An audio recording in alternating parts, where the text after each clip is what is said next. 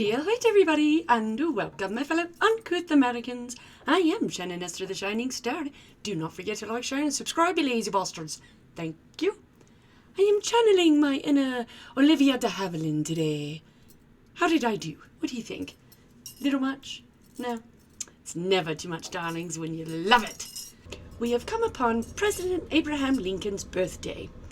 Happy birthday to our 16th President, Abraham Lincoln, who was born February 12, 1809 in Hodgenville, Kentucky. He was the tallest to serve at 6'4", the only one with a patented invention. It is a device, a tool that helps boats get over obstructions in the water. And he was also the first Republican president. But before he was such a man, he was a baby born in a humble lodge on the Kentucky frontier on his family farm. He was a farmer hand there till he was about 17.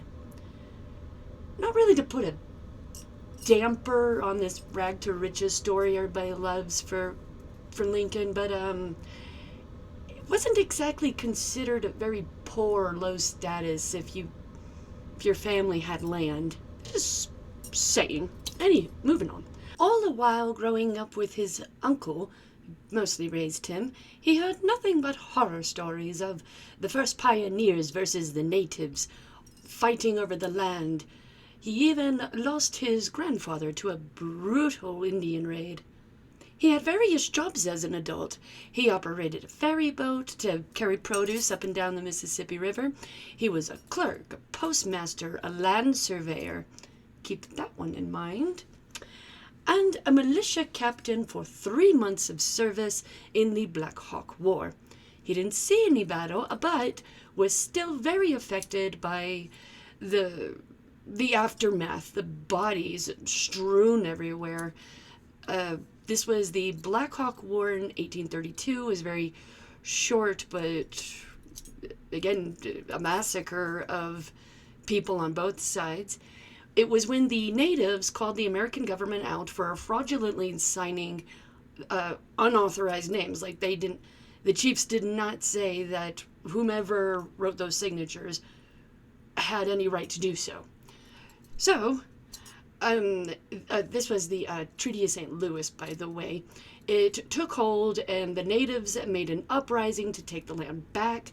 Lincoln was very smart, and he saw the strength and devastation that the pissed-off Indians could do, especially when the nations banded together.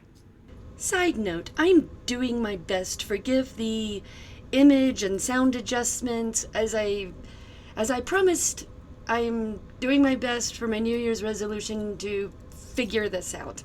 With all his money and new position in life, he became state legislator in 1834 for Illinois. After his second election, he lost the first one for his seat.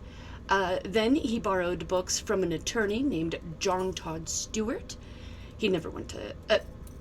Lincoln never went to college. He learned by candlelight because he was working really hard during the day, either physically or as a legislator. Nothing like being able to run on only 3 hours of sleep. It's quite maddening, but when you turn it into a superpower, it's quite useful. Anywho, moving on. He didn't pass the bar or anything of formality as such, but he was intelligent enough to get his license to practice law in 1836, mere 2 years later. Come 1860, Republican Yankee Abraham Lincoln versus Southern Confederate Democrat John Campbell Breckinridge.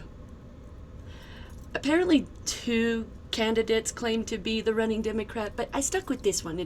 'Twas more dramatic. Come the following spring in 1861, April 12th, the South didn't waste a single moment of spring's war cry at Fort Sumter, South Carolina. Anywho, Lincoln was dealing with breakout of Civil War, loss of his son, and to top it all off, the natives were getting restless.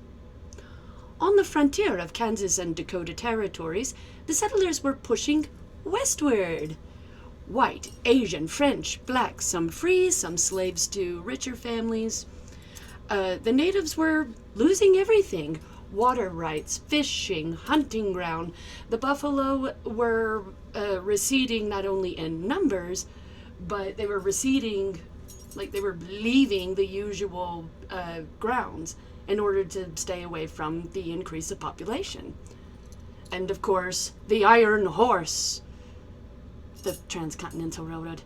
Anywho, the Arapaho, Cheyenne, Navajo nations, they all had peace treaty after peace treaty after peace treaty, saying no more will come, no more land will be taken, etc., etc., etc. Now this next part is partially legend because people are, historians had to piece together the lost records and accounts, so on.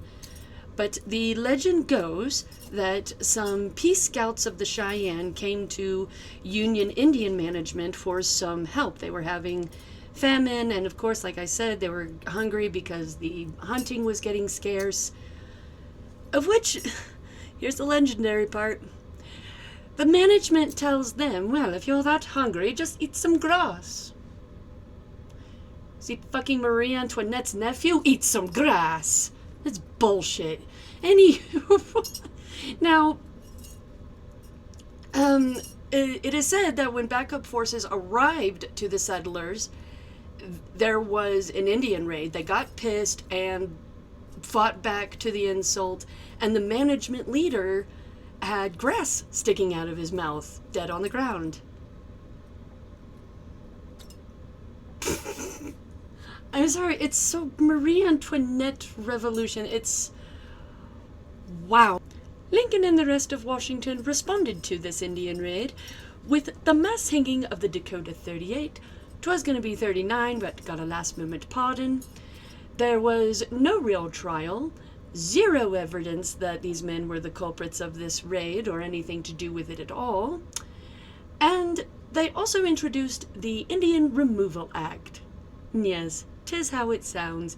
It started things such as the Trail of Tears. If Lincoln was ever questioned for such excessiveness, he simply responded with, "It must end now. The use of such force will discourage any more uprising of these savages." Bringing us to his way of peace. He said if the natives wore modern clothes, abandoned who they were as a person, including their language, and became Christian, then they could be considered civilized and not a criminal, and therefore don't have to live on a shit reservation where nothing grew. Or it was so damn harsh, nobody wanted to be there. Lincoln was also the one to start red face. He began the whole "heap big chief broken talk. Send red man to happy hunting grounds in sky." Yes, it is that old. Lincoln started that, not Hollywood. Moving on. Back to the Civil War. In January 1863, New Year's Day, as a matter of fact, the Emancipation Proclamation was introduced to free the enslaved peoples of the southern states, marking the Civil War as the start of the abolishing of slavery in America altogether. However, the Emancipation Proclamation applied to the 10 Confederate states that were still in the rebellion at the time, hence a rabble. This was South Carolina, Mississippi, Florida, Alabama, Georgia, Louisiana, Texas, Arkansas, North Carolina, and Virginia. Unless it was a district that somehow was controlled by the Union. There were parts of Virginia and Louisiana for that. In other words, this new proclamation did not apply to the border states, that's Maryland, Delaware, Kentucky, and Missouri. They did not secede from the Union. Therefore, they could do whatever they want. They weren't criminals in the eyes of the Yankees. The proclamation only freed the slaves in areas still actively rebelling against the Union. The last of the enslaved were not freed until June 1865 in Texas. That's our Juneteenth holiday. Within that same year of 1865, April 14th, of Good Friday, President Abraham Lincoln attended a comedy called Our American Cousin at Ford's Theatre. Only a few days after the Civil War had officially ended, John Wilkes Booth came from behind the box privacy curtain and shot Lincoln in the head with the declaration Sic Semper Tyrannis, meaning thus always to tyrants in Latin. There are several conspiracies that said it was because of the slaves. Some said it was because of the impending taxations and carpetbaggers that plagued the southern states practically instantly after the war. It goes on and on.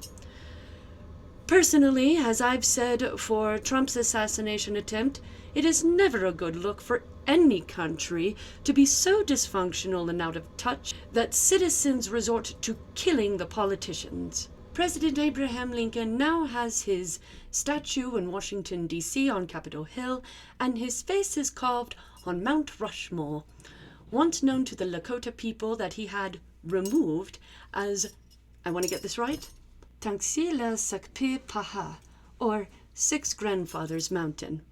He was buried at the Lincoln Tomb in Springfield, Illinois. And with that, I am done.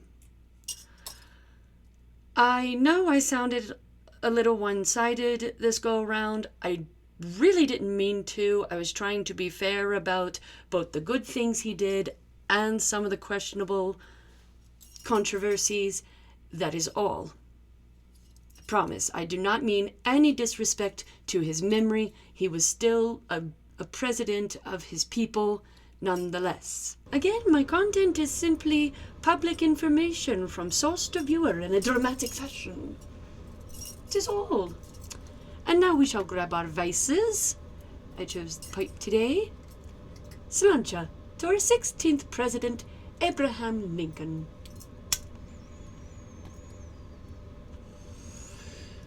Slán, darlings.